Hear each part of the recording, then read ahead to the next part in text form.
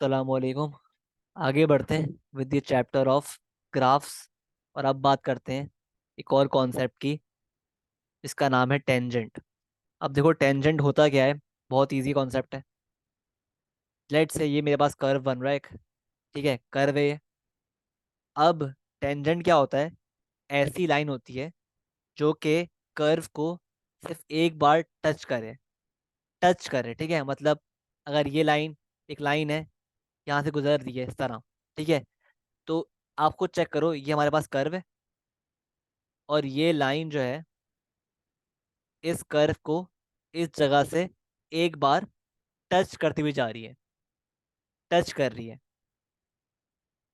Touches only once. तो हम बोलेंगे भाई ये लाइन जो है ये क्या है?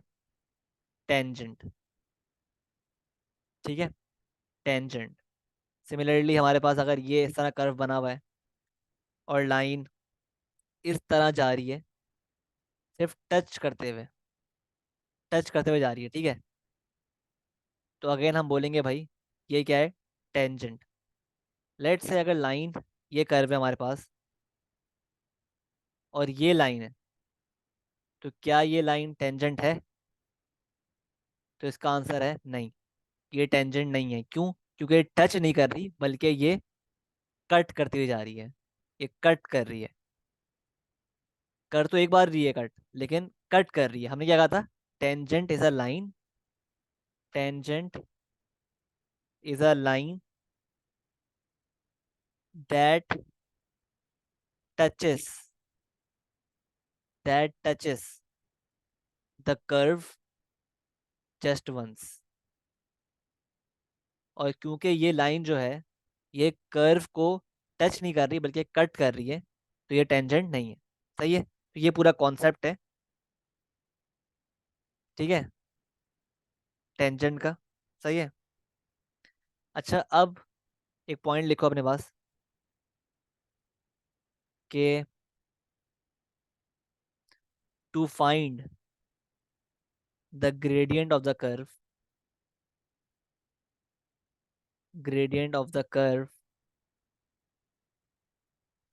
Eight any point at any point we need to find we need to find the gradient of the tangent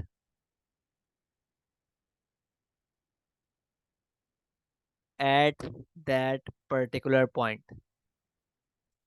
अब क्या मतलब है इसका, इस पूरे पूरी बात का?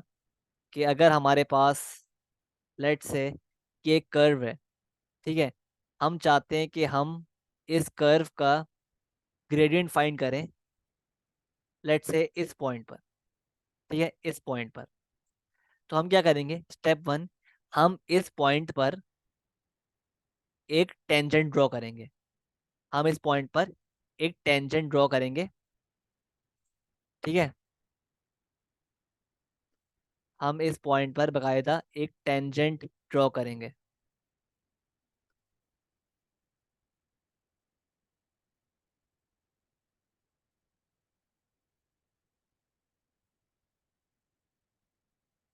ठीक है, टेंजेंट सही नहीं बना मेरा, लेकिन चलो काम करते हैं। इसको हटा के यहाँ से, लेट से हमें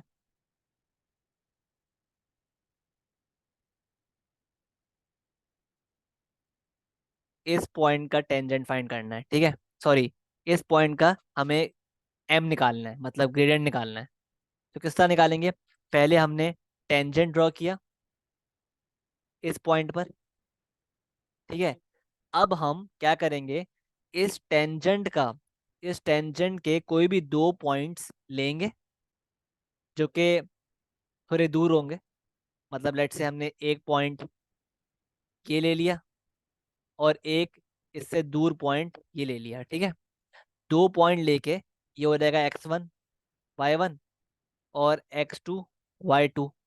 फिर हम अप्लाई कर देंगे formula of gradient y2 minus y1 upon x2 minus x1। इस तरह क्या होगा? कि इस पॉइंट का जो है ना, कर्व पर इस पॉइंट का हमारे पास ग्रेडियंट आ जाएगा। ठीक है। तो स्टेप वन क्या है, कभी भी आपको अगर किसी कर्व पर किसी पॉइंट का ग्रेडियंट निकालना हो, तो स्टेप वन आप क्या करते हो, आप पहले उस पॉइंट पर टेंजेंट ड्रॉ करते हो, फिर उस टेंजेंट का आप एम निकालते हो, यानी ग्रेडियंट। ठीक है। आई होप क्लियर है। सही है। तो लेट्स से अगर हमें एक एग्जांपल दिया हुआ है, ये एक ग्राफ है, मतलब एक्सिस है, और ये एक कर्व बना हुआ है। ठीक है। हमें इस पॉइंट का निकालना है ग्रेडियंट, कर्व के इस पॉइंट का ग्रेडियंट फाइंड करना है। तो किस तरह करेंगे, स्टेप वन, हम इस पॉइंट पर बनाएंगे टेंजेंट, कुछ इस तरह कि टेंजेंट जो है इस पॉइंट पर टच कर रहा हो कर्व को। ठीक है। फिर हम टेंजेंट के कोई भी दो पॉइंट्स पकड़ेंगे। लेट्स से मैं ये पॉइंट ले लेता हूँ और ये पॉइंट ले लेता हूँ। ठीक है। लेट्स से अज्यूम करते हैं ये पॉइंट है 9,2, और ये पॉइंट है let's say minus, sorry minus नहीं, 2,-1। ठीक है। लेट्स से अब हमारे पास दो पॉइंट्स आ गए, दो पॉइंट्स आ गए। अब आप क्या करोगे, अप्लाई कर दो फॉर्मूला ग्रेडियंट का, y2 - y1 x2 - x1।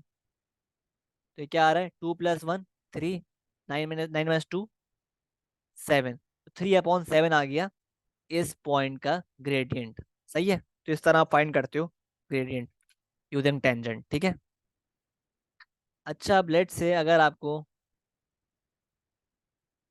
एक कर्व बना हुआ है, ग्राफ बना हुआ है पहले इस तरह, ठीक है, और एक कर्व है इस तरह ड्रॉ हुआ है, और आपको निकालना है इस पॉइंट का ग्रेडियंट, यानी टर्निंग पॉइंट का, यानी आपको टर्निंग पॉइंट का निकालना है ग्रेडियंट। तो याद रखो, टर्निंग पॉइंट का जो ग्रेडियंट होता है ना, टर्निंग पॉइंट चाहे मैक्सिमम हो या मिनिमम हो, उसका ग्रेडियंट बराबर होता है हमेशा जीरो के। क्यों? क्योंकि अगर आप इस टर्निंग पॉइंट पर टेंजेंट ड्रॉ करोगे ना, तो वो क्या आएगी, वो आएगी एक हॉरिजॉन्टल लाइन। और आपको पता है, आप पढ़ चुके हैं कोऑर्डिनेट ज्योमेट्री में कि the if the line is horizontal, मतलब पैरेलल टू एक्स एक्सिस, तो उसका एम क्या होता है, हमेशा जीरो। ठीक है। सिमिलरली अगर आपके पास ग्राफ है इस तरह बना हुआ है, और एक मैक्सिमम कर्व है, और आपको अगेन मैक्सिमम पॉइंट का निकालना है ग्रेडियंट, तो अगेन इसका भी क्या होगा, ग्रेडियंट जीरो होगा, क्योंकि ये भी क्या बन रही है, इसका टेंजेंट भी क्या बन रहा है, हॉरिजॉन्टल लाइन। सही है। और हमें पता है भाई कि हॉरिजॉन्टल लाइन का जो एम होता है क्या होता है, जीरो होता है। सही है। तो ये था concept of tangent and how to find gradient using the tangent on graphs. तो आगे बढ़ते हैं। अच्छा, अब बात करते हैं एरिया अंडर द कर्व की। सही है, कि हम मैथ्स में एरिया अंडर द कर्व किस तरह निकालते हैं। अब देखो, क्योंकि हमारे पास ना नॉर्मली क्या होता है, जब भी हमारे पास कर्व आता है ना इस तरह का, लेट से ये कर्व है, सही है, इस तरह कर्व बना हुआ है, ठीक है, तो अगर हमें उसका एरिया अंडर द कर्व मालूम करना होता है ना, हम क्या करते हैं, हम अप्लाई करते हैं इंटीग्रेशन। ठीक है। यानी इसको हम बोलते हैं कैलकुलस। ठीक है। लेकिन क्योंकि हमारे मैथ्स के कोर्स में इंटीग्रेशन नहीं है, बिल्कुल भी कहीं से भी नहीं है, मतलब ज़रा सी भी नहीं है, तो ये अप्लाई हम नहीं कर सकते। We can not apply this concept. ठीक है, हेयर। ठीक है। तो हम क्या करेंगे, instead of finding the accurate area, maths में हम क्या करेंगे, हम निकालते हैं what is called as, what is known as estimated area. मतलब एरिया हम एस्टिमेट करते हैं। किस तरह करते हैं? Let's see. तो लेट्स से हमें एग्जांपल दी हुई है एक, ये ग्राफ बना हुआ है, ठीक है, और ये कर्व हमने ड्रॉ किया ग्राफ पे, सही है। अब और ये कुछ वैल्यूज है हमारे पास,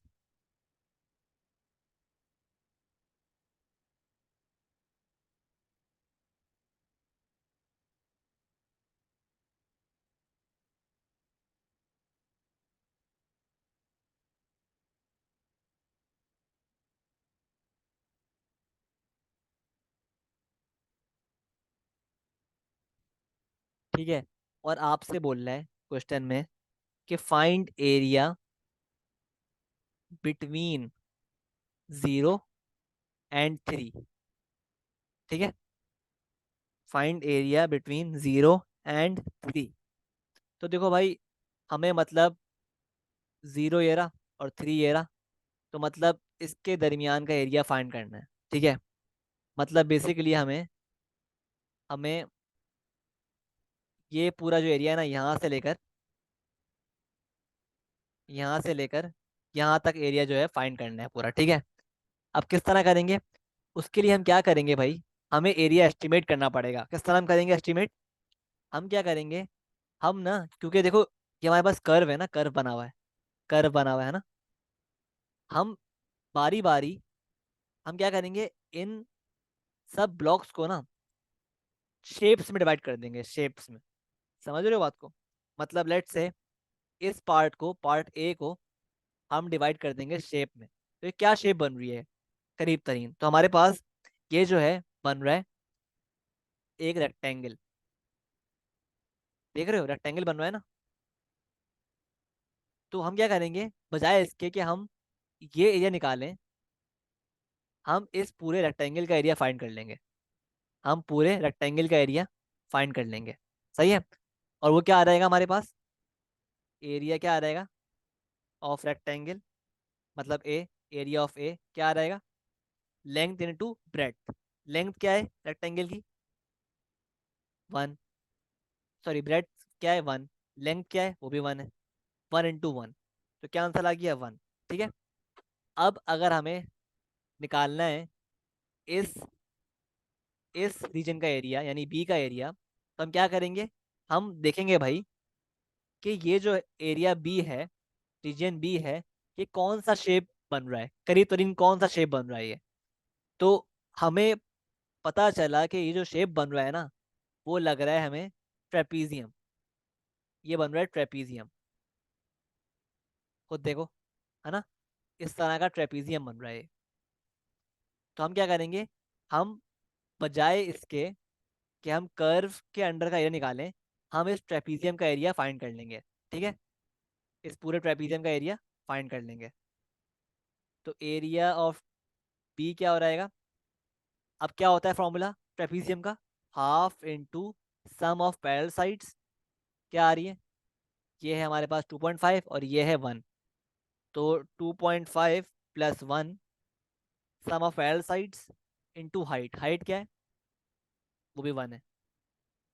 तो इसका आंसर क्या आ रहा है हमारे पास? इसका आंसर आ रहा है 1/2 into 2.5 plus 1 into 1, sorry, 2.5 plus 1 into 1, क्या आ रहा है? 7/4, यानी 1.75 आ रहा है रीजन बी का, यानी इस ट्रेपीजियम का एरिया। अब सेम काम ही हम करेंगे विद रीजन सी, कि हम इसको भी कन्वर्ट कर देंगे एक ट्रेपीजियम में, इस तरह। और हम ट्रेपीजियम का एरिया फाइंड करेंगे, समझ रहे हो?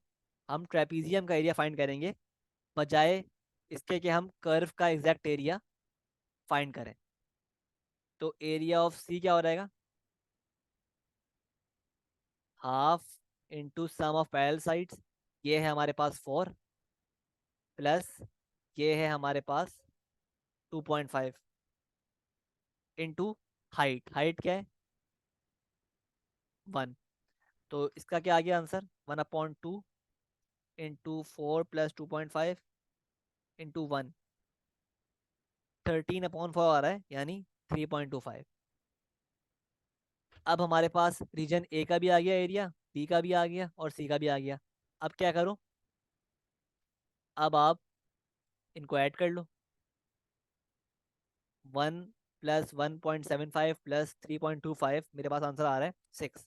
और ऑब्वियसली ये 6 जो है, ये हमारे पास क्या है, एस्टिमेटेड एरिया, एग्जैक्ट एरिया नहीं है। क्योंकि एग्जैक्ट एरिया किससे आता है, एग्जैक्ट एरिया आता है हमेशा इंटीग्रेशन से, और वो हमारे कोर्स में है नहीं, मैथ के कोर्स में। तो जब भी हम एरिया एस्टिमेट करते हैं, ठीक है, ये हमारा आंसर हो जाएगा। ठीक है, आगे बढ़ते हैं।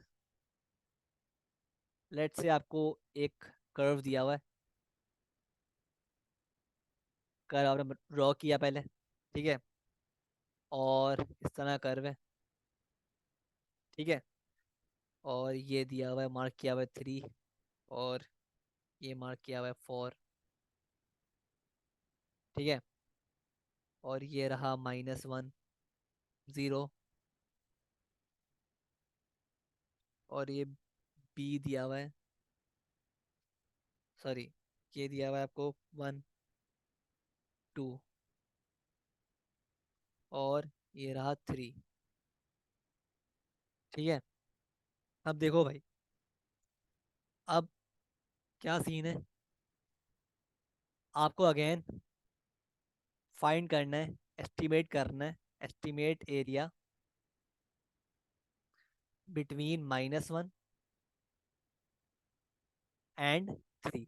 सही है, मतलब आपको ये पूरा एरिया जो है ना, ये पूरा एरिया इनके दरमियान फाइंड करना है। ठीक है, किस तरह करेंगे, अगेन आप क्या करो, पहले आप रीजन्स मार्क कर लो, ये ए मार्क कर लो, इसको ये बी कर लो, और ये सी कर लो, और ये डी कर लो। ठीक है, अब मुझे बताओ, हमें अगर ए का निकालना है एरिया, किस तरह निकालेंगे, तो हम क्या करेंगे, इस पार्ट को ना हम ट्राइंगल बना देंगे, ट्राइंगल इस तरह ड्रॉ कर लेंगे। ठीक है,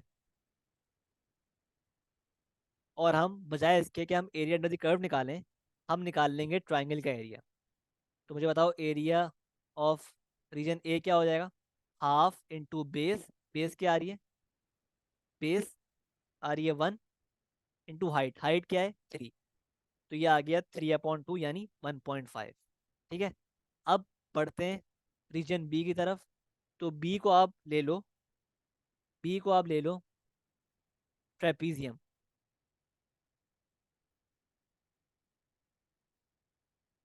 अब मुझे बताओ, ट्रेपीजियम का निकालना है एरिया, तो क्या फॉर्मूला होता है, एरिया ऑफ बी निकालना है, तो half into sum of parallel sides, एक ये रही पैरेलल साइड 4, प्लस और ये रही 3। ठीक है, 4 + 3 इंटू हाइट, हाइट क्या है 1। सही है, तो हाफ इंटू 4 + 3 इंटू 1 क्या आ गया 3.5। ठीक है, अब आगे बढ़ते हैं टुवर्ड्स रीजन सी।